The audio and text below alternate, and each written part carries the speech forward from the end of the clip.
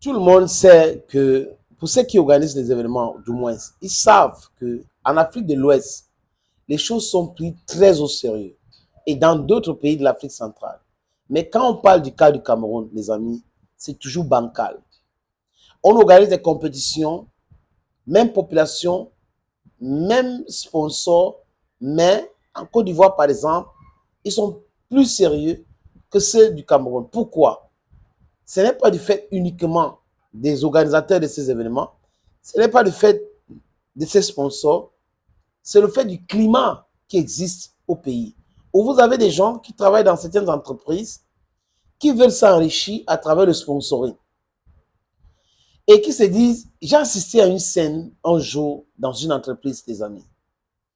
C'est un secret de polichinelle, organisateur de spectacles, manager d'artistes et tout. Les archives sont là, tout est là, les amis. Donc, j'ai rencontré beaucoup de personnes. Et là, cette sortie, ce n'est pas pour faire du bashing ou pour critiquer ces gens-là, mais c'est pour dire exactement ce qui se passe et le mindset de certaines personnes qui sont censées sponsoriser les événements dans certaines entreprises. Ce monsieur a reçu un document des enfants d'une école ou d'un collège à Douala qui avait les KMS. Et son chef a décidé de donner 3 millions à ces jeunes-là pour leur événement. Lui vient derrière, il dit on va les donner 3 millions par rapport à quoi? Ils vont se partager, ils sont 6, chacun va prendre 500 000. Non, non, non. On va les donner 500 000 pour leur événement là. Et j'ai mis la main sur la tête. Je l'ai écouté. Et aujourd'hui, il travaille pour une autre entreprise. Donc, ça veut dire que ce monsieur est en train de pratiquer la même chose partout où il va. Et imaginez donc que si ce monsieur sponsorise un événement, il va certainement demander à l'organisateur de lui donner un pourcentage. Et cet organisateur, s'il n'a pas de choix, il va faire avec.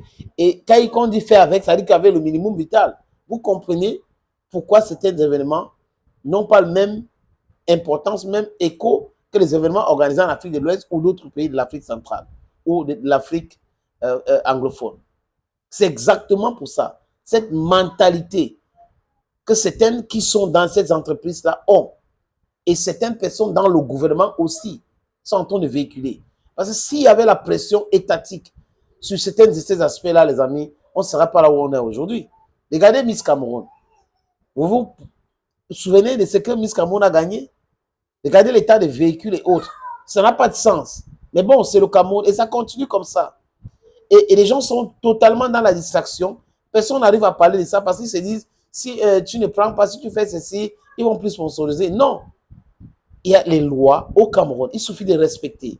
Et ceux qui doivent faire respecter ces lois sont aussi dans les micmacs. Résultat des courses, les choses sont organisées de façon bancale.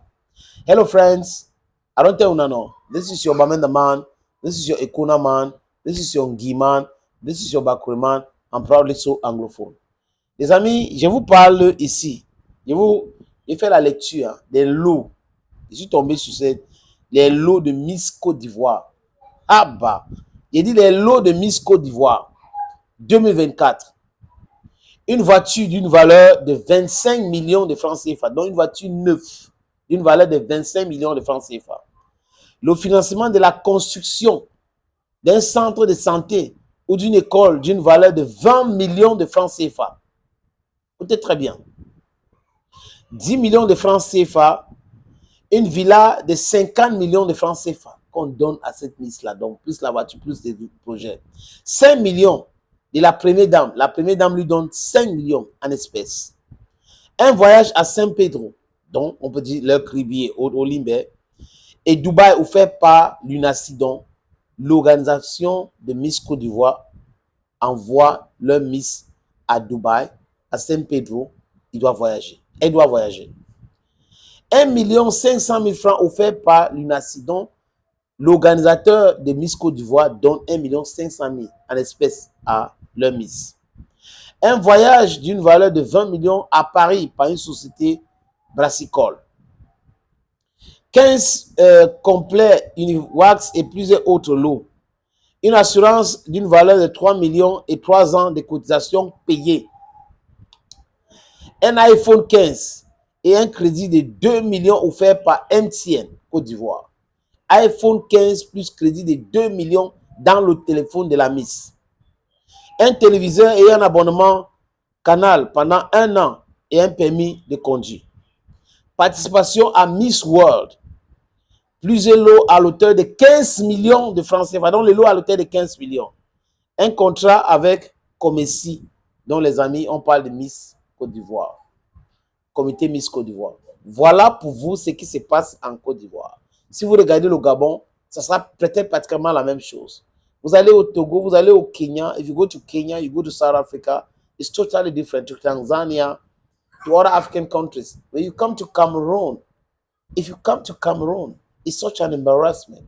Those who are organizing, those who are sponsoring, other people who are active in the whole sector, they want to become the ones that will be richer than the winner of the competition. Too bad. But that's Cameroon for you. Thank you, friends. Thank you again. Now na Bamenda man, now na Ekona man, now na Ngi man, I'm proudly so Anglophone. From me to you, it's bye-bye.